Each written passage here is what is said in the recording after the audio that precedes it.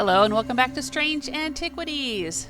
I started playing this game for a Try It Tuesday. I started with the free demo that's available on Steam, and I liked it so much I went and bought the full game. I've played through the full game, and I have done endings 2, 3, 4, 7, and 8.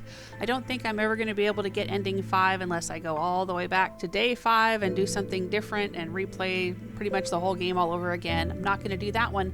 But I am going to try for endings 1 and 6, which require me to reload day 15 and play from that point on. I have to do something different on day 15 than I did in my main playthrough. So I'm going to do that today.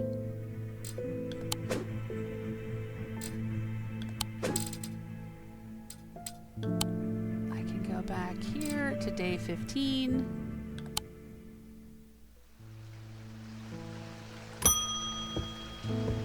Spoon Green comes in. Good morning. Good morning to Jupiter. Let's pet Jupiter. Getting more concerned about my mother. Hearing about that poor lady who drowned frightened me. But she'll turn up. She always does. I've had another breakthrough. This time I'm certain it's a clue that leads to another hidden part of Strange Antiquities.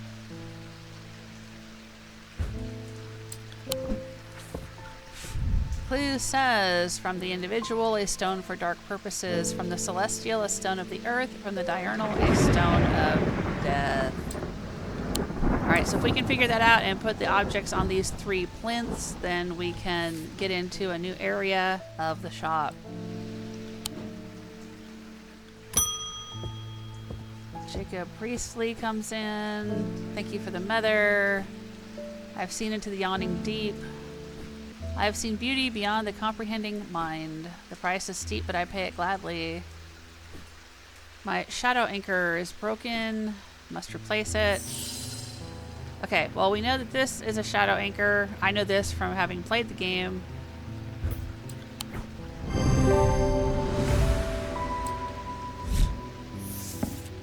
We get some new pages.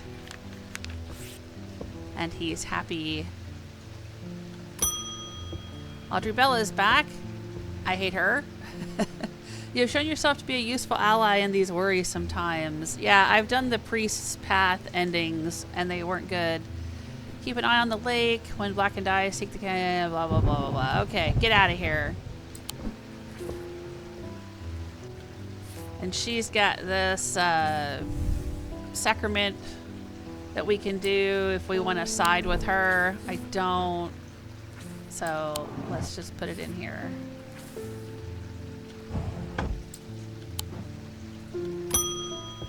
There's the postman. Hey, Mr. Schaefer. I'm afraid this letter was sorted incorrectly and ended up doing a round trip to Kendall and back.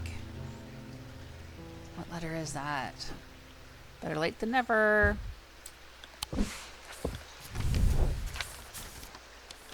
We'll put it down here and deal with it in a minute. There's Barton. How you doing, Barton? Oh, right. He's cursed. And we have to help him.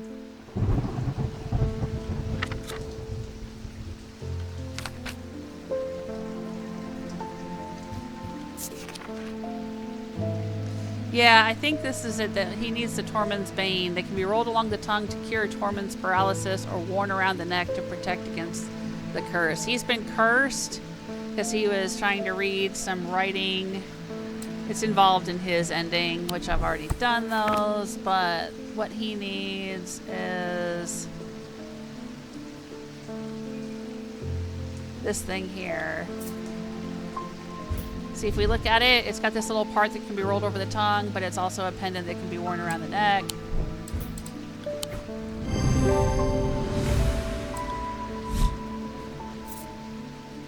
Thank you. I don't even know how I managed to get down from Weatherlum.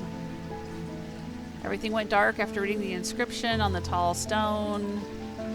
Yep, you're good. For now. You could be dead by the end of the game. I don't know. Yeah, the Nalian casket is the object that everyone's after. It's the crux of how this game ends, and what you do with it is you know, involved in the ending of the game. I wanted to do the right thing and give it, well, I think it's the right thing. I think if we give the casket to the nameless ones, the old gods, that's the best thing to do, but I can't do that. That's the ending where I would have to go all the way back to day 5 and play through from there.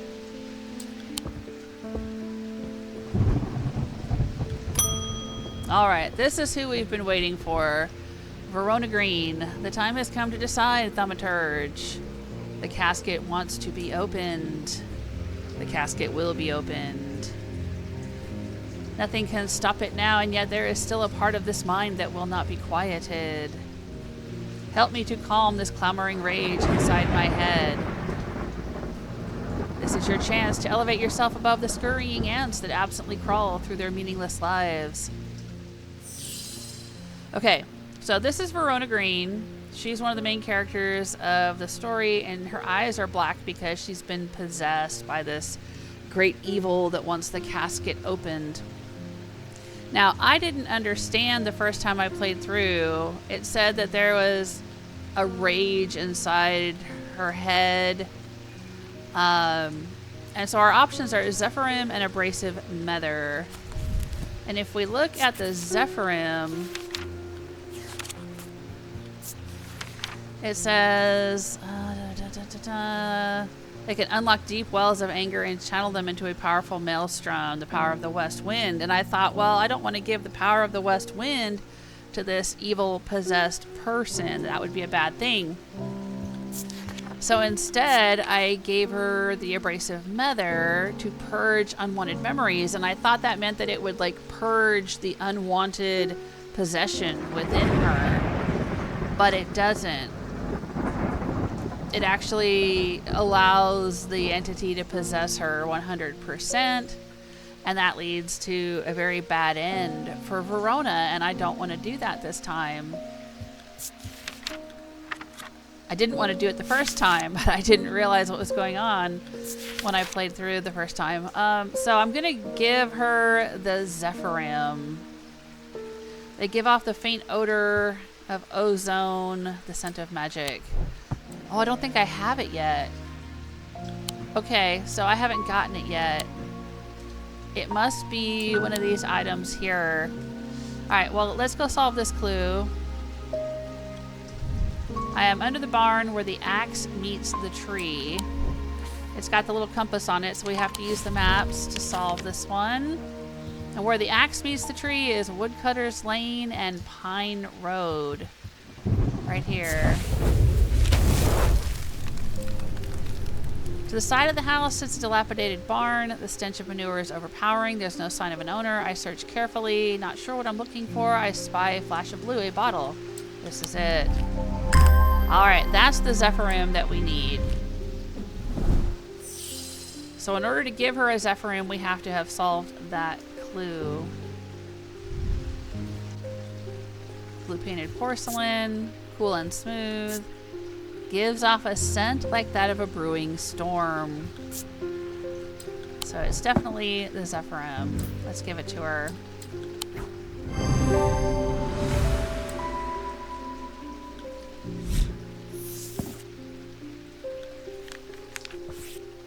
Alright, and now she's going away and we're closed for the day. I'm gonna put the bottle over here with my other bottles.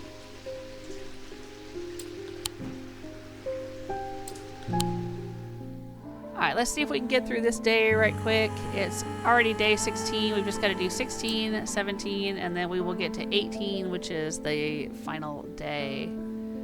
Well, then there's 19, which is an epilogue, but I'm not going to play through the epilogue. I've already done that. Even if you die on day 18, you'll still get the day 19 epilogue. Alright, I would like a Nephroquant. Sure, and I believe this is the Nephroquant right here.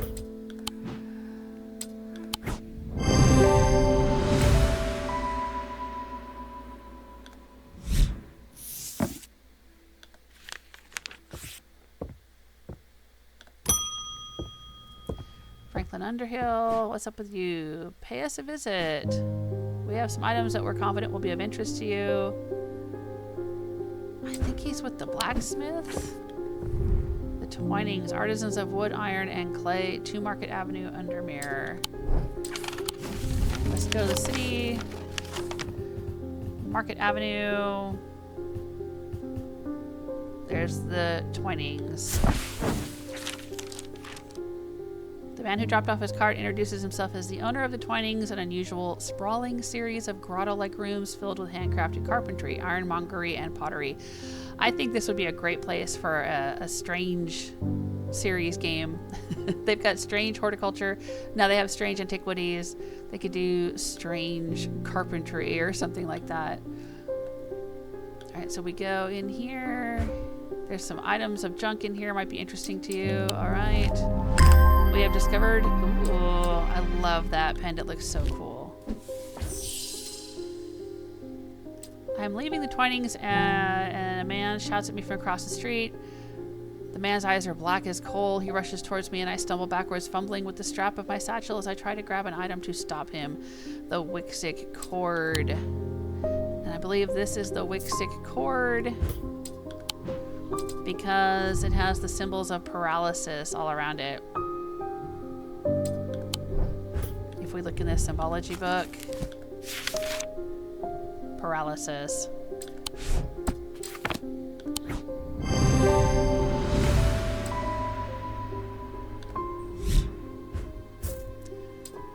To my relief, the man goes rigid immediately and topples forward onto the cobblestones. I turn and run, wanting to put as much distance as possible between myself and that creature. When I finally come to my senses, I realize I should alert Dr. Robertson, but by the time I return to the Twinings, the man is nowhere to be seen. We'll put this over here. Edmund Bishop. Something bad is about to happen. The ravens know it. My grandfather once taught me how to use a Cassander to see the paths ahead, but I saw what it did to him and vowed never to touch one again after he died. Okay. But the gnawing worry of what is coming has become too much for me. A Cassander. Let's see if I can remember what a Cassander is. The eyes of the Cassander focus the power of the mind, enabling those skilled enough to see the path or paths ahead. These items do not produce a mentic field, but one of the Selenic. Care should always be taken with any object of prophecy. These are no different. Many have been seduced or driven mad by the paths shown to them and have been led to ruin. Alright, I don't think we have the Cassander yet. It might involve solving this puzzle. So we need to find a stone for dark purposes, a stone of the earth, and a stone of death. Alright, I believe the stone of death is this one here in the Holgen Grim.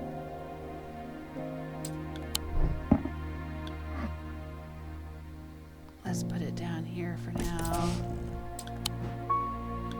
That would be on the 3rd pillar, because if you look in the gemology book, I wish we could skip to the end without having to go through all the pages. But we gotta go through all of them. Here, this Vivianite is a stone of death and decay. That's a real thing. A real stone in the real world. Alright, so that's the stone of death. And then the stone of earth, I believe, is this one. It's got this green stone, which represents nature. It's not malachite, it's jade, stone of earth and nature. So we'll put this one here, and then we need a stone for dark purposes, which I believe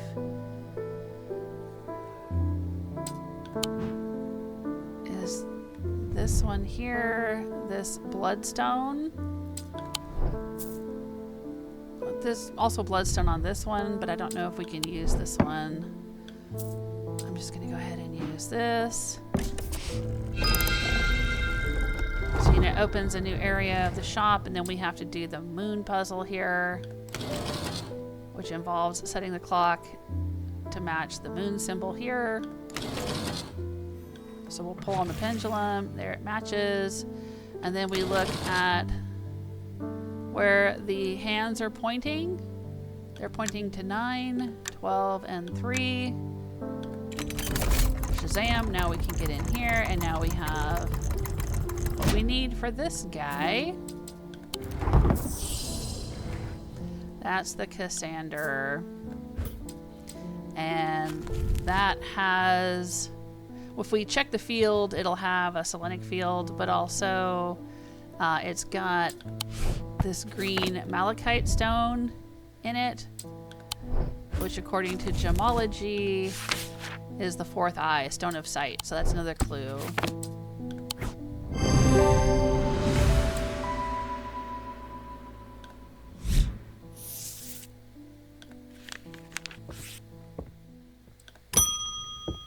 Gilbert comes in. There's always something going on in Undermere. Yeah, tell me about it. The sooner I can get this sorted and be on my way, the better. My uncle gave me a ring, and I have had nothing but bad fortune ever since. I'm starting to think it might be cursed.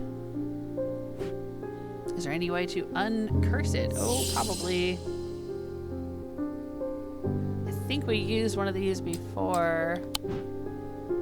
The Cussick Purifier.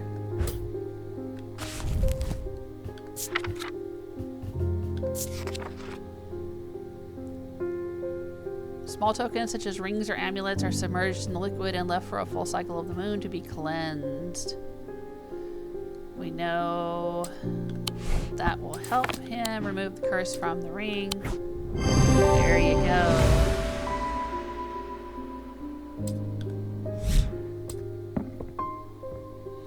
Let's pet Jupiter.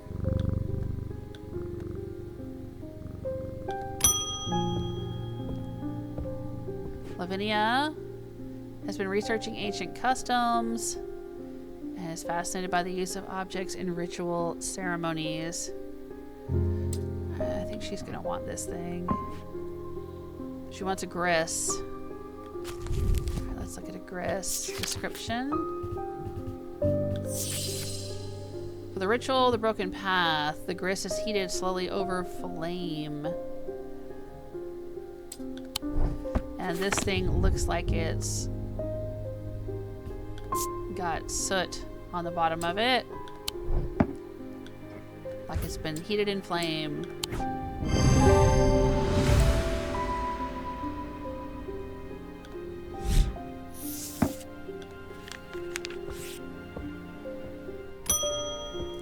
Hello, Leopold Morris. There's been a basilisk sighting in the hills across the river. Is he gonna want... that doesn't actually... The Cyrene Ward has a basilisk scale on it, but it doesn't actually protect against basilisks. He wants something that's gonna protect him from fire, I think? Oh, he wants to prepare his sword. Right. Okay. Alright, I think he wants a folium. Yeah. Can we look up... Basilisk. Yeah, Basilisk is in here. He wants to fight one, so that's what we need. And it's this thing. Because you can see where the sword has been drawn across it here with all these slashes.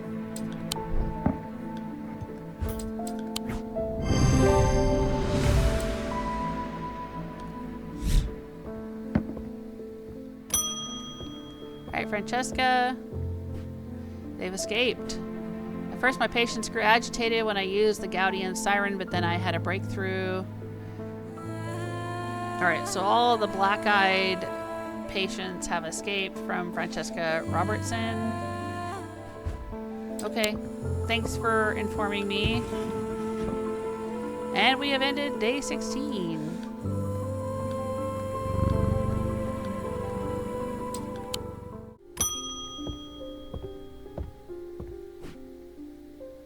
Witherance was a terrible idea. I've only gone and made things worse. I wish Eli was back. He'd know what to do. Some years ago, a friend brought an item to me, a black casket, and I learned that it was a dark article. Yeah, I think it was Barton Potter. I should have brought it to Eli right then and there, but I knew he would want to destroy it. Well, yeah, he has a good reason to want to destroy it. I'm a collector of things. It seemed too important to allow it to be destroyed, but I see how naive that was now. This casket is far more dangerous than anything I have come across before. Yeah, that's why it's a dark article, my dude. There's a reason that they are called dark articles. We can give him a Dread Vivant or a Lunima. This choice decides his fate at the end of the game.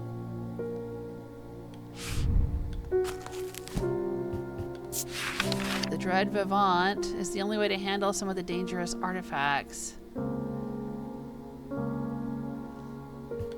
Or the other option is we can give him a Lunima. Also called a moon pool. Harnesses the power of the elements to create an aura of unease. They can be used to keep people away from places where they're not welcome. A Lunima should not be used when the moon is full. Alright, well, I think that I gave him the Dread Vivant before. Because he's trying to handle a dangerous artifact, so that's what I gave him. We'll give him that.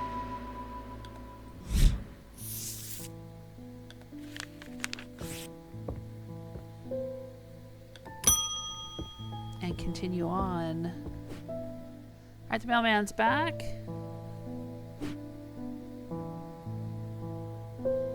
He's gonna head straight home as soon as he's done. Yeah, I don't blame you.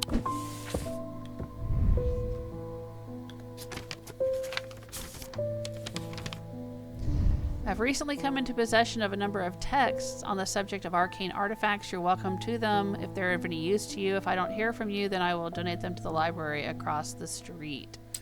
Alright, so we want to go to the map of the town. We want to find the library, which is number 26 right here. And directly across the street is this area, so that's probably where the artifacts are. Several of the scrolls look promising. They're written in the Dradic script.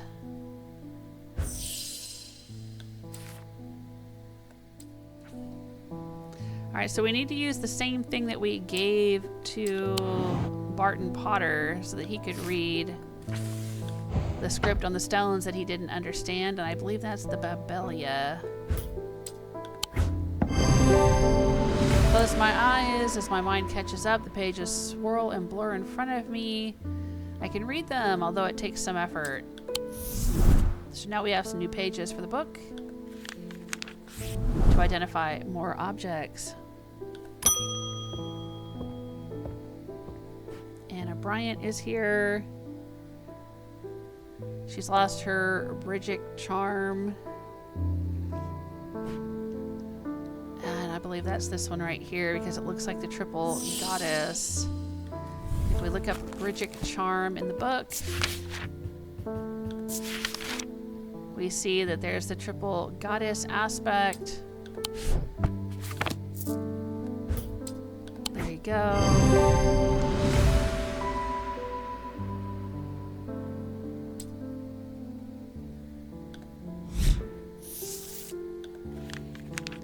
More pages. And Eli, our boss, is back. I didn't intend to be away for so long. I trust the shop has not been too much trouble to look after in my absence. No, it's fine, Eli. I have learned a lot from my time in Oxford. There's a powerful dark article here in Undermere called an alien casket. Yeah, your brother has it. And now you're telling me that my foolish halfwit of a brother has had it in his museum this whole time. Yep.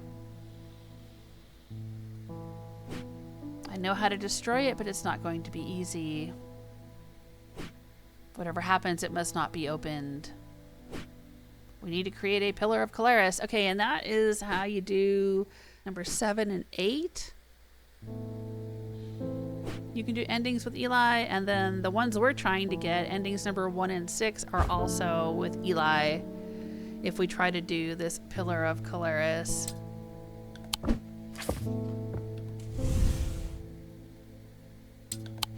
Alright, well, we'll hang on to this for later. Let's finish the day. I've had my energy drained by some disturbing evil power. All right, Isabel. Feels tired and frail. And then today I found something that horrified me. Beneath my bed, I discovered a carved wooden effigy with a strange symbol painted upon it. I think what she found was one of these, a witherance. They make people feel weak, so we need to give her a fortinance to make her feel strong again.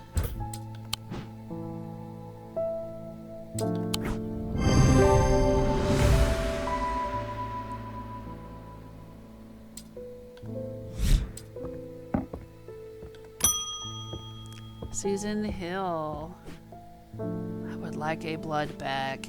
The nameless ones are restless. I am ready to hear their voices. Okay. Well, that's this object here that we found earlier.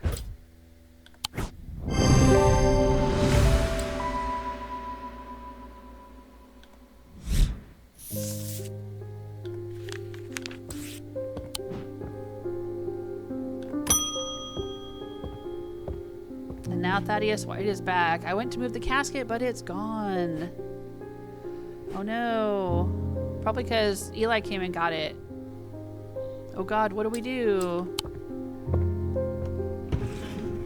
I guess you shouldn't have been messing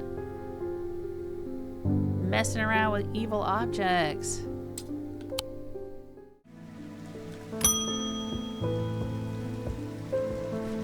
The museum was ransacked last night. I went looking for my brother, but he's nowhere to be found. Good news is they didn't find what they were looking for. I moved the casket myself and hid it here in one of the Strange Antiquities vaults.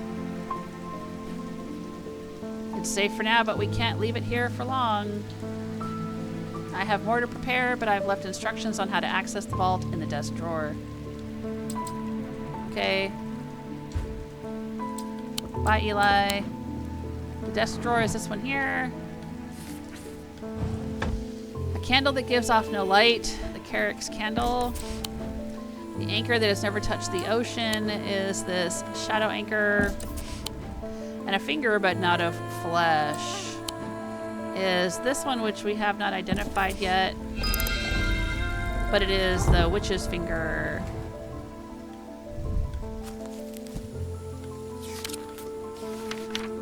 This one right here.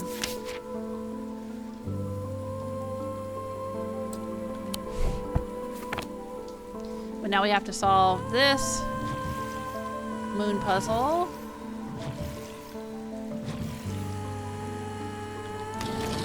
So we have to push down 9, 7, and 2. And that will give us the Nalian casket.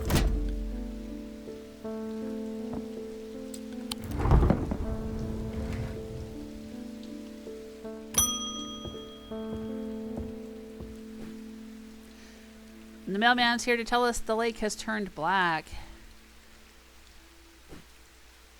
But the mail won't deliver itself. Now Barton's going to come back and tell us that he can give the casket to the nameless ones if I meet him at the Skull of Blencathra. And I already did that for ending number 2. That's in another video if you want to check that out. But now Eli is back and he's going to tell us it's time. Time to end this. We have to go do the Pillar of Calaris. Bring the casket to the pit. Okay, Eli, I'll meet you there.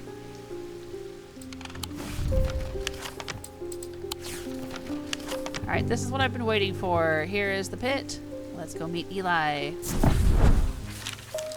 The sun is low in the sky as we arrive at the pit, casting a warm light across the treetops and the open fields.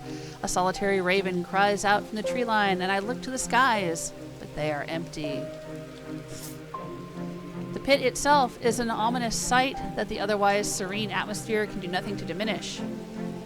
It is a scorched black hole, perhaps 5 meters in diameter, that is an unnatural look to it. This is a site of thaumic convergence. It is no simple thing to destroy an object of this kind. We need to set up opposing powers at opposing compass points. Strength and weakness, light and darkness. And finally, we need the light of Fortune to bind them. Okay, well, we already know strength and weakness are Witherins and Fortunates. And then I will need for light and darkness the Sun Bond and the Tenebran Cloak. And then to bind them all in the center, Fortune's Light, which is this one right here. Eli inspects my work. His face shows little emotion, but he seems satisfied. By now, the sun has finished setting, and only a hint of red afterglow remains in the darkening sky. The raven croaks his mournful cry once again, but this time there is a reply, and then another. I look up and see several dark shapes circling above. Quickly now, they're here. I spin round to follow Eli's gaze, and my pulse quickens as I look out across the field. A large group of shadowy figures is walking steadily towards us. We can't see their faces at this distance in the low light, but I'd be willing to bet that every one of them has pools of midnight for eyes. In the sky above, the ravens continue to grow in number, and their caws and cries get louder and louder. I look down at the black object in my hands, such a small thing, and yet its seductive power is impossible to ignore. It wants to be opened. Suddenly it feels inevitable. The casket, now! But I'm not sure I want to give it to him. Alright, so there's two different ways we can do this, and we'll get two different endings. I think if we give him the Nalian casket, we'll get ending number 1, and if we give him the Wixic cord, we get ending number 6. Let's go for number 1. I'll give him the casket.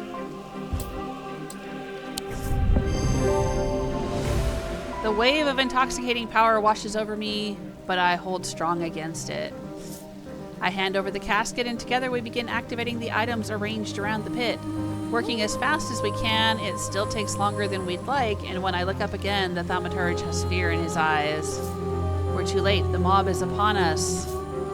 One of them grabs Eli and tries to wrestle the casket from his hands. I rush across to help him, but it's no use.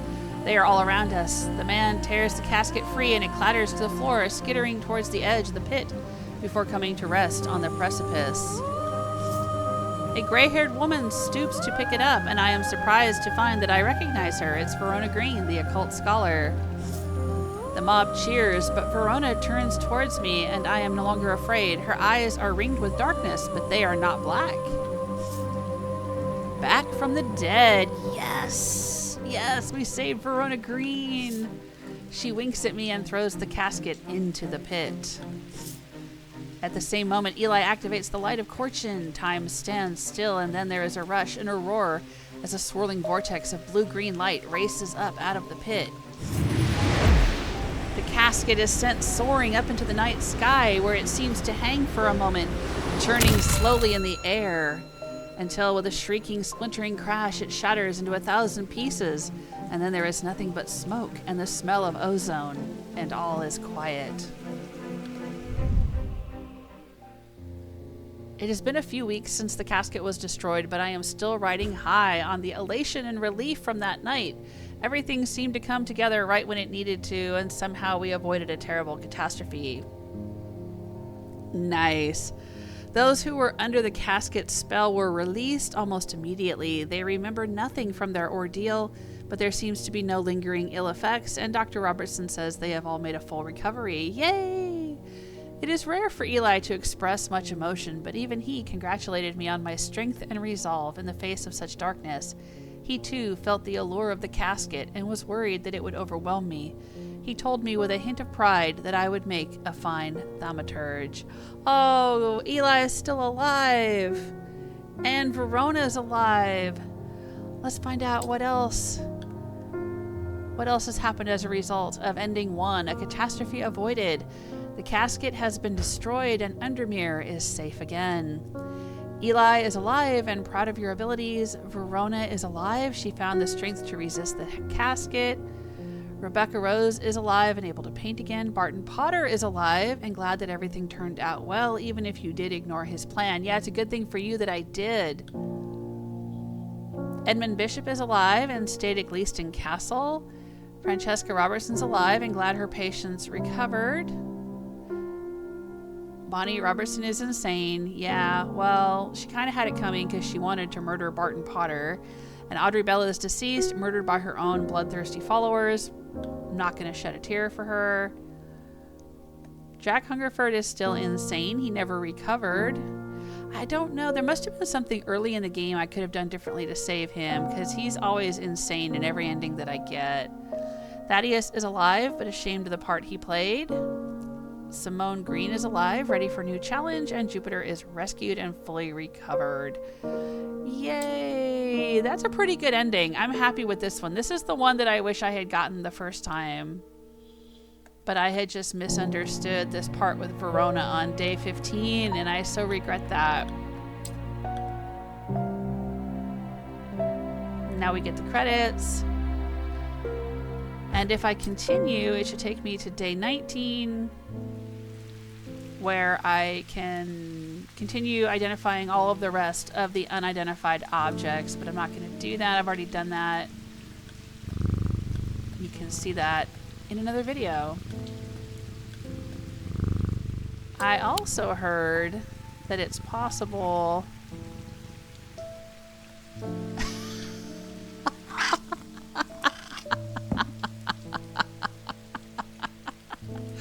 it's possible to put the Holgen Grimm mask on the kitty, but he doesn't like it. Sorry, Jupiter.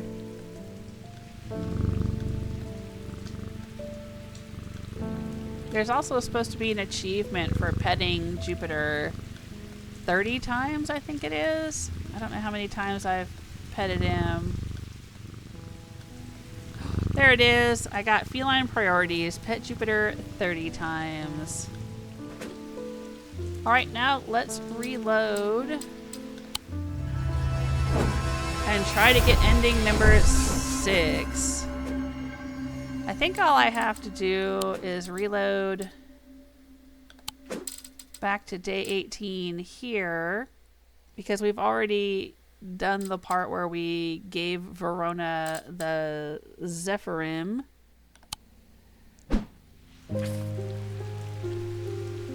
But instead of giving Eli the Nalian casket, we're going to use the Wixic cord.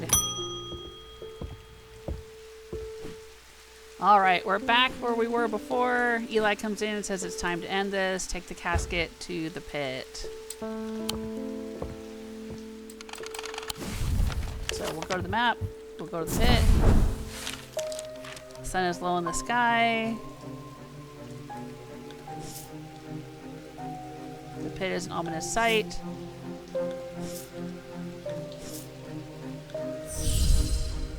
Alright, I've got everything lined up here and ready to go. The Fortinance, the Witherance, the Sunbond, the Tenebran Cloak.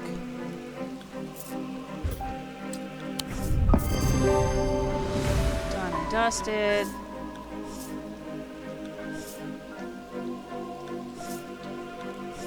Eli wants the casket, but I'm not sure I want to give it to him. Alright, this time we're going to use the Wixic cord. And it's going to do what it did to that guy before, and it's going to freeze Eli. I bring up the Wixic cord as the thaumaturge realizes what is happening. He lunges at me, but he is too slow. His body stiffens and falls to the ground. I am surprisingly calm now that I have given in to the casket's dark power, but a raucous chorus of shrieks and cries breaks me from my reverie. The mob is upon me. As I look out at the manic faces baying for blood, my gaze lands on one that is calmer than the others. I am surprised to find that I recognize her. It's Verona Green, the occult scholar. Wait, it is over. Do you feel it? She holds up her hand and the group comes to a stop, all staring at me with their lifeless black eyes. I look at her without really seeing. My mind is filled with one thought only. Slowly, savoring the moment, I reach down and open the clasp that holds the Nalian casket shut. The mob cheers, but I don't even notice. Time slows and the rushing roar of my own heartbeat fills my ears. But then something happens that drags me out of my trance. Suddenly my body tenses, and with horror I find that I cannot move. Verona appears in front of me holding the Wixit cord, and at once I notice what I missed before. Her eyes aren't black like the others. Oh, Verona to the rescue! At the same time, the rest of the mob realize what she is doing and they rush towards her, but she is anticipating this and moves quickly. She sprints over to the thaumaturge's frozen body and pries the light of fortune from his stiff fingers. Without a hint of hesitation, she dives headfirst into the pit, and a handful of others blindly follow. A moment that lasts an eternity goes by, and then suddenly and terrifyingly there's a rush and a roar, and a swirling vortex of blue-green light races up out of the pit. Oh no, Verona! I see the casket riding up the whirlwind, up into the night sky, where it seems to hang for a moment, turning slowly in the air until with a shrieking, splintering crash it shatters into 1,000 pieces. And then there is nothing but smoke and the smell of ozone, and all is quiet. So did she grab it and jump into this? Because she grabbed the Wixit cord. Sorry, did I miss that? Oh, it's continuing. In the weeks since the events at the pit, I have struggled to come to terms with my role in it all. Eli has been surprisingly understanding. He tells me that he too felt the allure of the casket, and he does not blame me for being unable to stand up to its power. But I cannot stay in Undermere. I toss and turn at night, unable to sleep. The town has taken Verona's death hard, and they understandably hold me accountable. If it were not for her, the casket would have been opened, and who knows what devastation would have been unleashed. Oh, I know, because I've done the other endings. The one that hurts the most is Dr. Robertson. She will not even talk to me after what happened. I can't say that I blame her, but that doesn't make the pain any easier to bear. My train to London leaves tomorrow. I plan to leave thaumaturgy behind me and try to build a new life in the city. Oh, well, that's a very sad ending, as Verona's dead and I've given up thaumaturgy.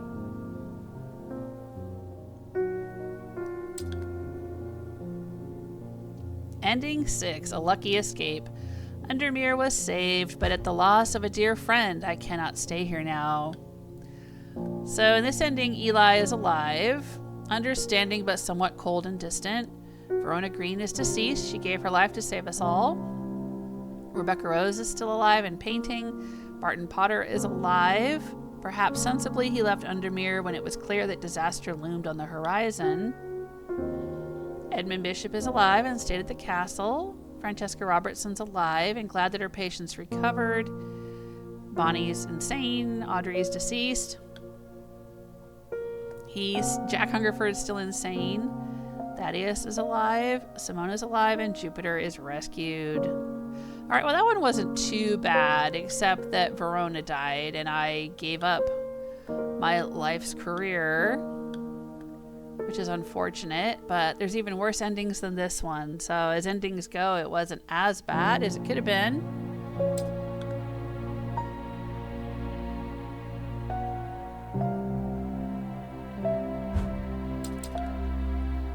And even though it says I left town, I can still do the day 19 epilogue. Well, thanks so much for hanging out with me while I played Strange Antiquities. I hope you enjoyed endings 1 and 6. And if you like this game, check out my other videos on my channel. I've got a whole bunch of videos of Strange Antiquities and also tons of other indie games and puzzle games and other games. And if you really like Strange Antiquities a lot and all of the little strange objects that are sold in the shop, you might want to check out my shop, junkwitch.com. I actually do something very similar in real life. Take care of yourselves. Until next time. Bye.